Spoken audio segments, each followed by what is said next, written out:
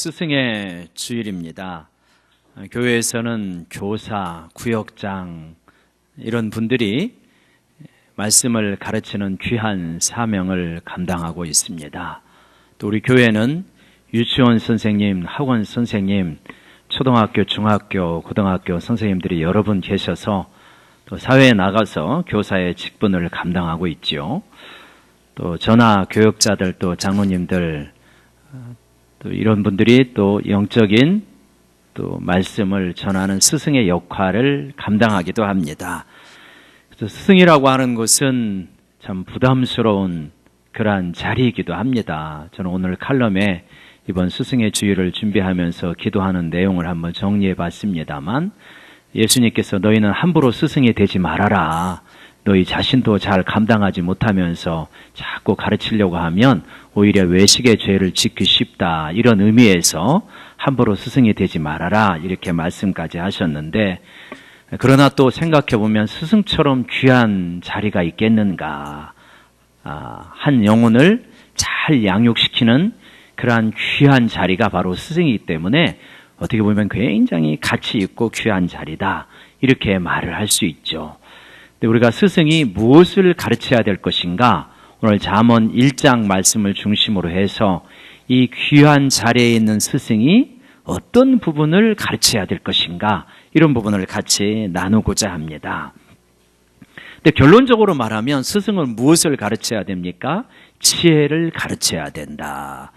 잠언 16장 16절, 우리 첫 번째 PPT를 보게 되어지면 이렇게 말씀하고 있는데 우리 같이 한번 읽어볼까요? 시작. 지혜를 얻는 것이 금을 얻는 것보다 얼마나 나은고 명철을 얻는 것이 은을 얻는 것보다 더욱 나으니라. 우리가 금과 은을 얻기 위하여서 얼마나 애를 많이 씁니까? 그런데 그런 것보다 지혜를 얻는 것이 훨씬 더 낫다라고 이렇게 인류의 스승이고, 그리고 어떤 사람보다도 더 똑똑하였던 솔로몬이 우리에게 권면을 해주고 있습니다. 정말 이렇게 똑똑한 것 같은데 지혜가 없어서 결국은 그 똑똑함이 자신을 망치는 경우들을 우리는 최근에 우리 정치사에서 많이 보았습니다. 소년급제를 하고, 그리고 가장 누구보다도 빠르게 승진을 하고, IQ로는 대한민국의 0.1% 안에 들어가는 사람이지만 이 지혜가 없어가지고 나중에 그 삶이 굉장히 공공의 적처럼 변해버리는 그런 사람들이 우리 주변에 이렇게 언론을 통하여서 바라보지 않았습니까? 그런 걸 보면서 참 지혜가 있는 것이 얼마나 중요한가 하는 것을 깨닫게 되어지죠. 기독교인이 된다, 교회에 다닌다라고 하는 말은 우리가 구원을 얻는다는 말인데, 구원을 얻는다는 말은 다른 말로는 지혜를 얻는다는 말이기도 합니다. 구원을 얻었는데 지혜가 없어가지고 늘 인생이 고달프고 힘겹다 하면 구원이 뭔가 이상한 거죠. 왜 그러냐면 예수님께서 우리에게 오셔서 구원을 주신다는 것은 생명을 주시는 것이고, 생명을 얻게 더 풍성히 얻도록 하려 함이라. 그것이 예수님이 오신 거니까 인생을 살아가면서 우리가 자꾸 지혜로워진다, 이것이 곧 구원을 얻는다, 이런 말이기도 합니다. 그래서 우리가 잠언 31장에 보면 현숙한 여인이 나오는데, 이 현숙한 여인은 굉장히 지혜롭고 경제적인 능력이 있고 집안을 잘 다스리고 리더십이 있고, 그래서 이 여인이 가서 일하는 곳마다 여러 가지 좋은 결과들을 얻게 되어져요. 그게 현숙한 여인의 모습인데, 그것이 어떤 현모양처를 말하는 것이 아니라 성경에서 여인을 말할 때는 보통 누구를 말하는 것입니까? 우리 그리스도인들을 말하는 것입니다. 그래서 하나님을 잘 믿고 따라가는 자, 곧 구원을 얻는 자는 어떤 것이냐? 잠언 31장에 있는 현숙한 여인처럼 자신의 삶을 잘 가꾸어가는, 그리고 풍요롭게 만들어가는 것이 곧 그리스도인의 모습이다, 이런 것입니다. 그래서 우리 모두는 어떤 사람이냐? 곧 지혜로운 사람이요, 지혜로 자신의 삶을 잘 가꾸어가는 사람, 이것이 곧 우리 그리스도인의 모습이고, 이 기독교의 스승들은 이러한 지혜를 가지고 지혜롭게 가르쳐야 된다, 이렇게 결론적으로 말할 수 있습니다. 근데 지혜는 무엇이냐? 성경에 여러 가지 지혜의 풍성함이 나오지만 지혜의 핵심은 맨 나중에 말씀드리고 하고, 지혜의 서론격 7절에 우리 잠언 1장 7절에 나와 있는데요. 우리 잠언 1장 7절 다시 한번 같이 읽어봅시다. 시작. 여호와를 경외하는 것이 지식의 근본이거늘 미련한 자는 지혜와 훈계를 멸시하느니라. 여호와를 경외하는 것이 지식, 다른 말로 지혜려도 되겠습니다. 지혜의 근본이라는 것입니다. 여호와를 경외한다라고 하는 말은 여호와를 두려워한다, 존경한다, 어려워한다, 무겁게 느낀다, 이런 뜻입니다. 그래서 참 지혜가 있는 사람은 어떤 사람이냐면, 하나님이 살아계시는구나, 하나님이 우리 인생을 지금 잘 감찰하고 계시는구나, 그리고 진짜 우리 인생에 있어서 우리 인생을 이끌어 가시는구나, 우리 인생을 보고 계시는구나, 내가 함부로 행동하고 함부로 말을 하면 그 대가를 지불하게 되는구나, 이런 거를 알고 있는 사람이 어떤 사람이냐? 지혜가 있는 사람이다 라고 이렇게 말하는 것입니다. 그러니까 이 머리가 똑똑해가지고 이상한 주장을 해가지고 사람들을 이단으로 거짓된 가르침으로 이끌어가는 그러한 지도자들이 있지 않습니까? 그런 사람은 굉장히 똑똑한 것 같지만 정말 진짜 문제가 심각한 사람이고 거짓된 지도자요, 결국은 가장 지옥에서 고통받을 사람이 그러한 거짓된 가르침으로 백성들을 미혹하게 하는 사람, 그런 사람이 가장 문제가 심각한 사람이다, 이렇게 볼 수 있겠죠. 또는 이제 자기가 어떤 리더십이 있고 영향력이 있는데 교회를 깨거나 혹은 분파를 만들거나 그래가지고 혹은 이 교단을 만들거나 자기가 어떤 정치적인 야욕 때문에 그런 사람들은 굉장히 문제가 심각한 사람이다, 이렇게 봐야 되겠죠. 왜냐하면 하나님을 두려워하지 않기 때문에 그렇다. 그러면서 이제 이 지혜가 바로 그렇게 하나님을 경외하는 것에부터 비롯되는데, 이 지혜가 어려운 것은 뭐냐면 하늘로부터 오는 지혜가 있고 땅에서부터 나는 지혜가 있기 때문에 이 지혜가 분간하기가 쉽지 않습니다. 그러니까 우리가 똑똑하다라고 하는 거하고 지혜가 있는 거하고 다른데, 이 세상의 지혜는 똑똑하기는 하지만 좋은 결과를, 좋은 열매를 거두기는 어려워요. 그러나 하늘의 지혜는 처음에는 그렇게 반짝반짝하지 않는 것 같아도 좋은 열매를 거두게 되어 있다, 그거를 말하고 있는 거죠. 그거를 말하고 있는 것이 야고보서 3장 14절부터 18절까지의 말씀인데, 우리 야고보서 3장 14절부터의 말씀 우리 같이 한번, 좀 글자가 좀 작아서 죄송합니다만 한번 같이 읽어볼까요? 시작. 그러나 너희 마음속에 독한 시기와 다툼이 있으면 자랑하지 말라. 진리를 거슬러 거짓말하지 말라. 이러한 지혜는 위로부터 내려온 것이 아니요 땅 위의 것이요 정의의 것이요 귀신의 것이니, 그냥 그대로 놔두시고요. 일단 거기까지 읽어봅시다. 이 땅의 지혜의 특징이 나오는데 어떤 거냐면, 동기가 마음속에서 어떤 것이 많냐면 시기와 다툼과 경쟁, 이런 것들이 이 마음의 동기가 되어서 꾀를 내는 것은 땅의 지혜라고 말합니다. 그러니까 여러분, 우리가 이 세상은 우리를 계속 경쟁시키는데 하나님을 믿는 사람들은 경쟁의 어떤 노예가 되면 굉장히 위험해진다. 그런 거는 땅의 지혜다. 우리는 자신의 인생을 살아가는 거지 다른 사람과 경쟁하면서, 경쟁에서 승리하면 내가 인생을 잘 살고 경쟁에서 처지하면 실패하게 떨어지게 되면 내가 인생을 잘못 살고, 이러한 공식을 거부할 줄 알아야 됩니다. 그러니까 이거는 세상의 지혜예요.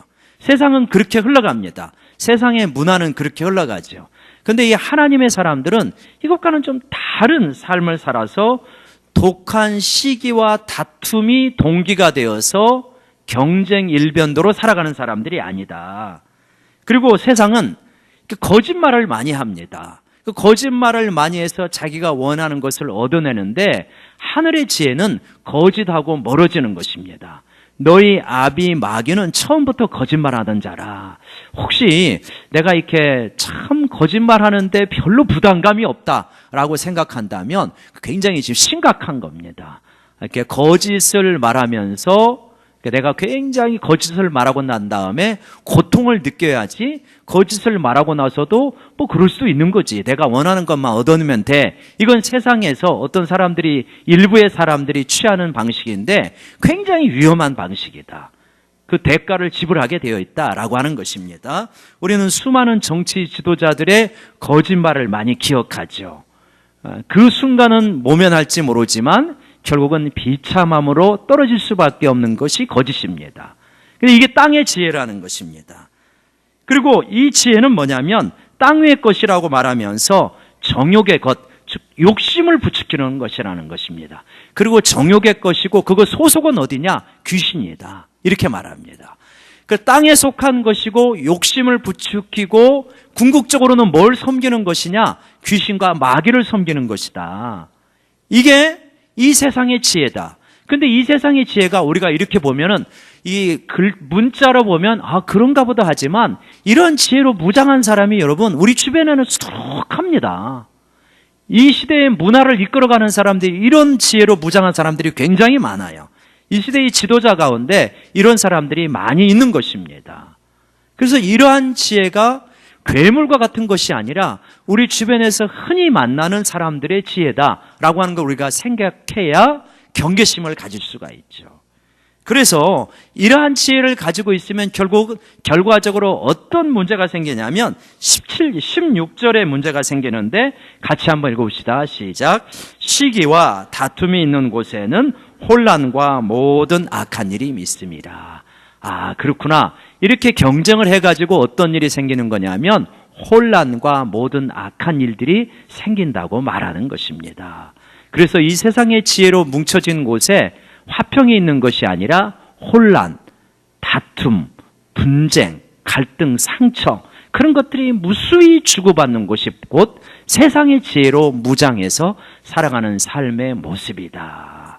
여러분, 한번 우리 자신을 좀 잘 적용해서 우리에게도 이러한 이 땅의 지혜들이 일부분 있는데 내가 있는 곳에, 즉 나의 가정에, 나의 직장에, 내 사무실에 어떤 분쟁이나 시기나 경쟁이나 미움이나 이런 것들이 가득하다고 한다면 내가 땅의 지혜로 지금 무장하고 있구나 하면서 그 무장을 해제하시는 여러분 되시기를 주의 이름으로 부탁을 드립니다. 그래야 내가 이제 하늘의 지혜로 나아갈 수가 있어요. 하늘의 지혜는 어떻다는 것입니까? 그 다음 구절 보면 17절과 18절을 보면 우리 같이 한번 읽어봅시다. 시작. 오직 위로부터 난 지혜는 첫째 성결하고 다음에 화평하고 관용하고 양순하고 긍휼과 선한 열매가 가득하고 편견과 거짓이 없나니 화평하게 하는 자들은 화평으로 심어 의의 열매를 거두느니라. 위로부터 난 지혜의 첫 번째 특징이 뭐냐? 성결하대요. 그러니까 어떤 정욕스러운 부분, 욕심스러운 부분, 색깔 있는 부분, 그런 것들이 물들지 않은 성결한 것이라는 거예요. 그러니까 하늘의 지혜는 성결한 것이다. 그러니까 우리가 성결한 지혜를 사모해야 되는 거죠. 깨끗한 거예요. 투명한 거예요. 그냥 말하고 나면은 찝찝하지 않은 거예요. 여러분, 우리가 어떤 그런 대화가 얼마든지 가능하잖아요. 유쾌하게 대화한 것 같은데 돌아서면 찝찝한 거예요. 뭔가 하나님 앞에 개운하지가 않아요.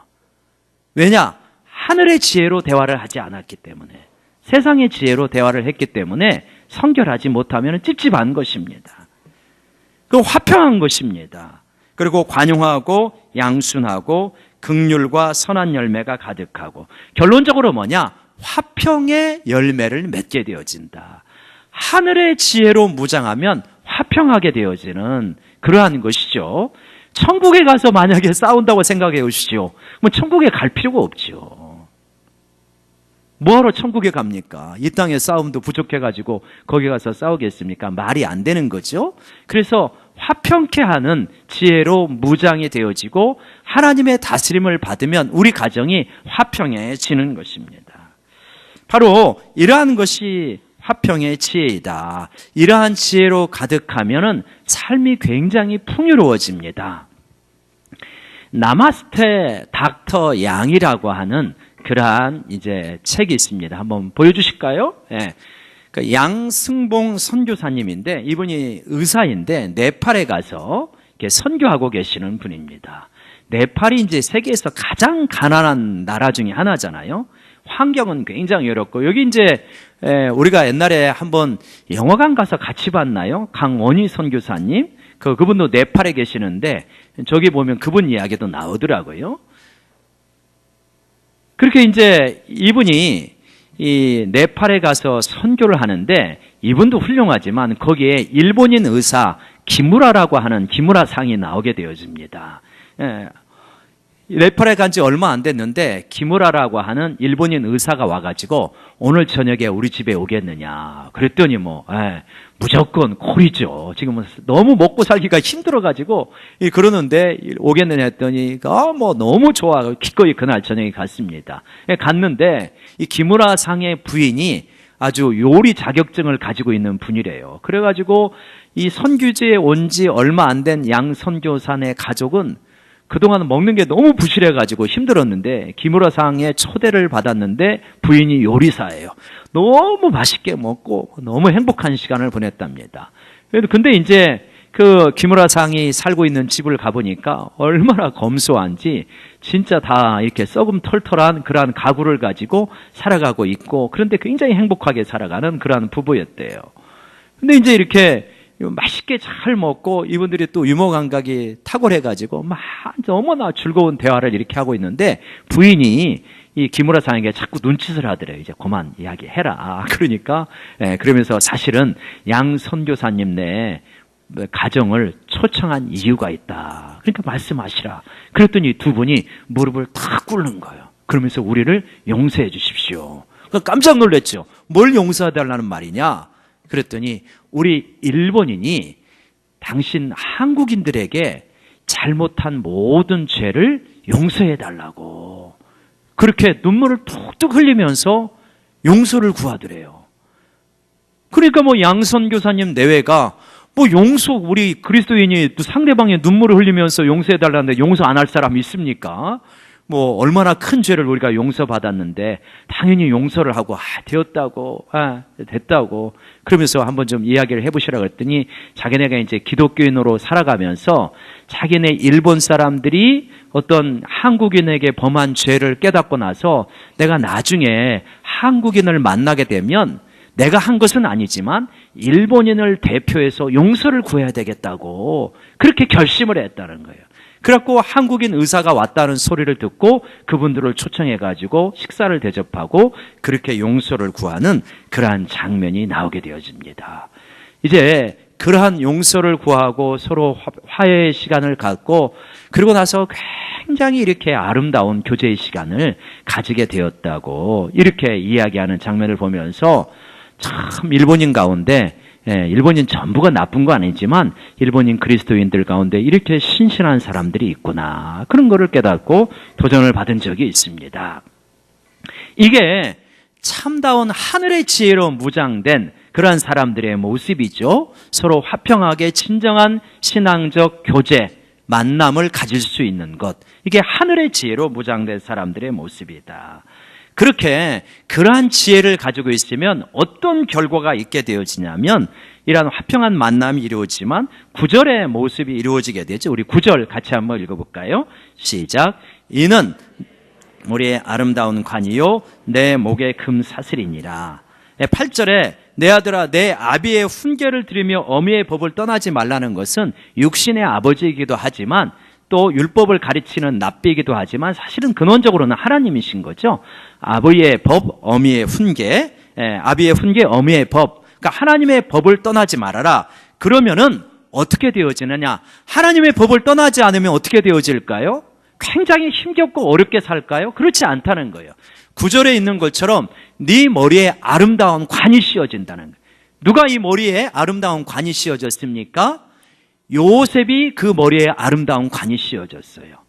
무수하게 유혹을 받는 그 자리에 있었지만 하나님을 두려워하면서 하나님의 법을 떠나지 않으니까 때가 되니까 어떻더라? 머리에 아름다운 관을 씌워주시더라. 할렐루야. 여러분, 여러분의 머리에 아름다운 관이 씌워지는 역사가 이루어지기를 축원합니다.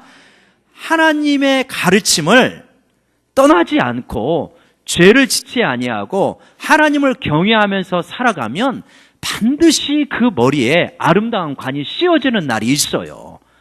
그런데 그게 아니고 하나님을 경외하지 않고 내 꾀대로 내가 하고 싶은 대로 살아가면 머리에 있는 관이 빼앗겨지는 날이 반드시 도래하게 되어 있습니다. 이거는 그냥 정해져 있어요. 인생의 이치가. 잠깐은 안 그럴 수도 있어요. 잠깐은 안 그럴 수도 있지만 길게 보면 반드시 이렇게 되어집니다. 하나님의 가르침을 떠나지 않고 그리고 말씀 안에서 순종하고 살면 머리에 관이 씌워지고 목에 금사슬이 씌워지게 되는 거예요. 목에 금사슬은 어디에서 나오는 거냐면 다니엘서에서 나오는 장면이에요. 목에 금사슬 씌워주려고 하는 장면이 나오죠. 이게 그냥 인생에 정해져 있는 철칙과 같은 것이다. 그리고 여러분 얼마나 이게 참 귀한 겁니다. 이게 사실은 에덴 동산에서부터 시작이 된 거죠. 에덴 동산에서 선악을 알게 하는 나무를 네가 따먹지 말아라. 그리고 생명나무가 옆에 있는데 생명나무를 먹으면 영원토록 생명을 누리며 이 모든 것을 다 누리며 살아갈 것이다. 그랬잖아요.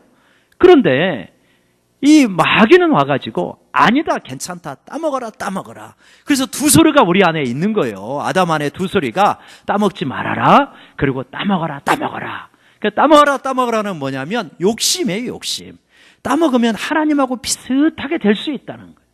이 두 소리 가운데 결국은 어떤 걸 선택하게 됩니까? 욕심. 높아지고자 하는 따먹어라, 따먹어라. 그거를 따먹게 되어지니까 그 머리에 있던 금 면류관, 목에 있던 금사슬 다 빼앗기면서 에덴 동산 밖으로 추방이 되어지는 겁니다. 그런 삶을 여러분 얼마나 많이 우리가 살아갑니까? 하나님의 가르침이 하지 마라, 하지 마라 하는데 하고 싶은 거예요. 말하고 싶고 저질러 보고 싶고 높아지고 싶고 한번 이렇게 분풀이 해버리고 싶고 막 이런 거예요. 내 욕심껏, 내 정욕껏. 그러나 그거는 뭐냐? 결국은 굉장히 고통스러운 과정으로 가는 길이다. 그러나 요셉처럼 다니엘처럼 아니다. 하나님 앞에서 믿음을 지키면서 말씀으로 순종하게 가면 지금 당장은 고통스러운 것 같고 심지어 사저굴 속에 들어가기도 하고 감옥 속으로 들어가기도 하지만 결국은 때가 되어서 하나님이 높여주시고 머리에 금 면류관을 씌워주시는 그러한 역사가 반드시 있게 되어진다는 것을 믿으시기 바랍니다. 우리가 순종할 때도 소망이 있어야 되는데 하나님은 아신다는 거예요. 하나님은 아시고 결국은 채워주신다. 여러분 10절부터 시작해서 19절까지의 모습을 보면 그런 사람들의 이야기가 나와요. 선악과를 따먹어버리는 사람들의 이야기, 욕심껏. 내용은 뭐냐면 은밀한 건데 항상 죄를 짓 때 혼자 짓지 않아요. 죄도 혼자 지으면 두려운데 여럿이 지으면 이 마음에 편안함이 생깁니다. 이상하게. 담대함이 생겨가지고 그래가지고 이제 죄를 짓자고 유혹하는 사람이 있는 거예요. 마귀 역할을 하는 거예요. 야, 은밀하게 숨어 있다가 저 순진한 사람이 지나갈 때 그를 잡아가지고 그가 가지고 있는 것을 빼앗자. 그래가지고 우리가 제비 뽑아가지고 몰아주게 하자. 얼마나 화끈하고 멋있냐. 이런 거를 꾸미는 사람들의 이야기가 10절부터 19절까지 나오는데 그 속에 들어가지 말라는 거예요. 그렇게 들어가면 어떻게 되냐. 19절 말씀, 잠언 1장 19절 말씀 한번 같이 읽어볼까요? 시작. 이익을 탐하는 모든 자의 길은 다 이러하여 자기의 생명을 잃게 하느니라. 다른 사람을 해치면서 이익을 추구하는 너 있지? 결국 어떻게 되니? 너의 생명을 잃어버리게 된다. 너 절대로 그런 길은 가지 말아라. 이렇게 말씀해 주고 있는 것입니다. 여러분, 우리나라에도 이런 사람들 많이 있잖아요. 우리나라 기업 가운데 이런 기업들 많이 있지 않습니까? 우리 교회에 다니시는 분들은 별로 그렇지 않은데 우리나라 굴지의 기업에 이렇게 그 연봉도 뭐 1억 가까이 받는 분들이 비정규직은 노조로 인정하지 않는다 해가지고 얼마나 민심이 안 좋은지 그들을 향하여서 그러면서 너희들은 그렇게 니네 거는 챙기면서 같은 일을 하는 비정규직은 그 권리에 대해서는 그렇게 너희들은 냉정하냐. 그러면서 그 일부 가운데 우리는 이제 니네가 만난 차는 절대로 안 산사 뭐 그런 사람들도 있지 않습니까? 너무 자기 이익만 챙기는 거는 굉장히 땅의 지혜입니다. 정욕의 지혜요, 귀신의 것이다. 하늘의 지혜는 뭐냐? 화평의 지혜예요. 화평의 지혜는 뭐냐면 같이 살자는 거예요. 너하고 나하고 같이 살자. 이게 하나님이 우리에게 원하시는 거예요. 이 땅의 지혜는 나만 잘 살면 된다. 내가 우선이다. 니네 고생하냐? 그거 별로 중요하지 않아. 나만 잘 살면 돼. 이게 땅의 지혜라는 거예요. 결국 이렇게 나만 잘 살기 위하여서 옆에 사람 것을 강도같이 자꾸 빼앗는 사람들은 뭐냐? 생명을 잃게 된다라고 이렇게 말하는 것입니다. 우리가 혹시 살아가면서 그러한 자리에 있을 때 내 집단만의 이익이 아니라 이 옆에 있는 사람들을 헤아릴 수 있는 하늘의 지혜를 잘 가져가는 것이 얼마나 중요한가. 이렇게 이 땅의 지혜로 내 욕심만 챙기는 사람들, 다른 사람을 해치면서까지 내 이익을 챙기는 사람들에게는 어떤 결과가 있냐고 말씀하시냐면 27절에 말씀이 있습니다. 결국 그런 사람들에게는 27절의 결과가 이루어지게 된다. 우리 같이 한번 읽읍시다. 시작. 너희의 두려움이 너희에게 근심과 슬픔이 임하리니. 예. 너희의 두려움이 광풍같이 임하고 재앙이 폭풍같이 임하는 역사가 일어나게 된다. 그때 가서 나에게 아무리 기도해도 나는 듣지 않는다. 이렇게 말씀하셔요. 하나님께서. 그래서 이 땅에 지혜로 무장을 하고 살아가게 되면 결국은 폭풍, 광풍, 재앙 이런 것들이 밀려오게 됩니다. 얼마나 이게 무시무시한 겁니까? 이런 부분 어떻게 이 세상을 약사빠르게 살아갈 것인가? 그런 거를 가르치는 것이 아니라 우직하게 하늘의 지혜로 무장하여서 살아가라. 그러면 당장은 어렵다 할지라도 하나님께서 면류관과 금사슬을 내 머리와 목에 씌워줄 것이다. 이게 우리 영적인 스승들이 가르쳐야 될 진리인 줄로 믿습니다. 그리고 우리 모두는 이러한 진리를 잘 받아야 되는 거죠. 그리고 이 땅을 살아가게 되는 거죠. 근데 이렇게 스승의 일을 한다는 것이 이렇게 쉽지만은 않습니다. 왜냐하면 자신도 잘 살아가야 되는데 그게 그렇게 쉽지 않기 때문이죠. 또 그렇게 그 가르침을 기꺼이 받으려고 하는 사람들도 그렇게 많지 않습니다. 지금 당장 금과 은을 어떻게 얻을 것인가 라고 가르친다면 다 환호하겠지만 금과 은은 우리에게 중요하지 않고 하늘의 지혜가 중요하다라고 하면은 별로 그렇게 관심이 없을 수도 있어요. 그래서 이렇게 힘들 수도 있는데 여러분 교사로서 구역장으로서 혹은 학교 선생님으로서 학원 선생님으로서 유치원 선생님으로서 어떻게든 좀 말씀을 좀 잘 가르치려고 할까 그렇게 고심하다가 힘들어할 때 하나님께서 여러분의 마음을 위로하신다는 것을 꼭 믿으시기를 바랍니다. 지금으로부터 한 20년 전 정도 됐을까요? 그때 이제 제가 중고등부 중등부인지 고등부인지 전도사를 하고 있을 때 이야기예요. 이제 그때 안산에 살고 있었고 사역지는 서울이었는데 어떻게 이제 지하철을 타고 가다가 우리 선생님 한 분을 이제 김명희 선생님 지금 그 김명희 선생님이라는 분에게 제가 타고 가다가 우리 집에 한번 가실래요 선생님? 그래서 왜요? 그랬더니 사실은 내가 오늘 생일인데 우리 집에서 지금 미역국을 끓여놨을 텐데 그냥 금정역까지인가 가든가 그랬어요. 그러니까 그냥 가자. 그러니까 별로 할 일도 없는 것 같은데. 그래가지고 이제 가가지고 이제 식사를 하고 교제를 하고 그리고 이제 보낸 적이 있는데 그러고 나서 그분이 이제 외국에 나갔어요. 이제 어느 날, 이렇게 사역을 하다가 굉장히 이제 지쳐 있고 또 울적한 그런 날로 이렇게 이제 집에 갔는데 편지가 와 있는 거예요. 근데 그 편지가 뭐냐면 그 외국에 나가 있는 김명희 선생님이 보낸 거예요. 선생님이. 그러면서 전도사님 옛날에 이때쯤 해가지고 전도사님 집에 가서 식사를 했던 것 같은데 아마 생일이 지났는지도 모르고 그런 것 같은데 또 아직은 아닐 수도 있을 것 같은데 생각이 나서 편지를 씁니다. 그러면서 이제 선교지에서 어떻게 지내고 있는지 생애를 축하하면서 그렇게 편지를 보내온 거예요. 근데 그 편지를 받는 순간 이거는 선교사 후보생이 보낸 편지가 아니라 하나님께서 보내신 거구나. 근데 너무 타이밍이 기가 막힌 거예요. 내가 영적으로 정서적으로 너무너무 힘들어하는 순간에 그 멀리 계시는 선교사님 후보생이 그때를 기억하고 몇 년 전에 그때를 기억하고 이렇게 보냈던 그 타이밍이 가장 내가 정서적으로 힘들어하는 순간에 이거를 보내주셨구나. 하나님께서 성령님께서 역사하셔서 요 날짜 요 타이밍에 하나님께서 보내주셨구나. 이렇게 이거를 받게 되어지니까 그거를 받고 눈물이 별로 없는 사람인데 얼마나 그날 그렇게 울었는지 몰라요.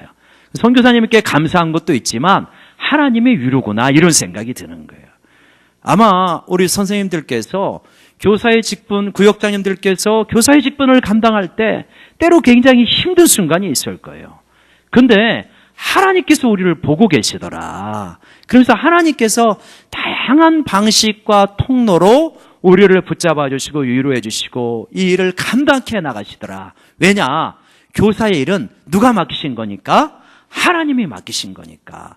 하나님께서 친히 직접 양들을 양육해 가시는 게 마땅하시지만 하나님은 영이시고 실제로 우리는 그렇게 하시지만 우리가 그런 걸 잘 모르니까 하나님의 대리인들, 에이전트들을 우리로 삼으신 거잖아요. 우리로 삼으셔가지고 네가 좀 해줘. 내 양을 네가 좀 해줘. 하나님 기도할 때 저에게 그런 마음을 많이 주세요. 하나님 이러이러합니다. 이분이 이러합니다. 이러합니다. 그럴 때 하나님이 너 착각하지 말아라. 네 양 아니다. 내 양이다. 이런 마음을 주실 때가 많아요. 나는 하나님의 대리인이구나. 하나님께서 우리 교사들을 대리인 삼아서 학교에서도 어린 영혼들을 대리인 삼아서 네가 좀 잘 양육해다오. 지금 그렇게 말씀하시는 거죠. 그렇기 때문에 하나님 나 이거 하는 거 너무 힘들어요. 그러면 하나님께서 친히 위로해 주시더라. 여러분 그 위로를 잘 받으시기 바랍니다. 그러면서 하나님이 주시는 힘으로 그 사명을 감당하시기를 원합니다. 그렇게 감당하게 되어지면 어떻게 됩니까? 결국은 놀라운 하나님으로부터 인정을 받게 되어지고 상급을 받는 그러한 역사까지 일어나게 되어집니다. 교사들은 무엇을 가르칠까요? 결론적으로 지혜를 가르쳐야 됩니다. 죄로부터 떠나도록 죄의 열매는 쓰다른 것을 가르쳐야 되고 지금 순종하는 것이 의를 길을 걸어가는 것이 힘들긴 하지만 반드시 하늘로부터 하늘의 면류관과 또 의의 금사슬을 쓴다는 걸 가르쳐야 됩니다. 근데 지혜 중에 지혜는 뭐냐? 십자가인 것입니다. 하나님의 지혜의 절정이 십자가예요. 그래서 무엇을 가르쳐야 하느냐? 십자가의 지혜를 가르치는 것이다. 십자가에서 내가 죽고 예수로 사는 법을 우리가 살아내고 그것을 가르치는 것이 참다운 교사다. 여러분 그 길을 걸어갈 수 있는 우리 교사 선생님이요 우리 모두는 그러한 가르침, 우리의 참된 스승이 되시는 예수님, 그리고 지금도 우리를 가르쳐 주시는 성령님을 따라서 참된 제자의 길을 걸어가는 저희 모두가 되어지고 십자가의 진리를 체득하는 저희 모두가 되기를 원합니다.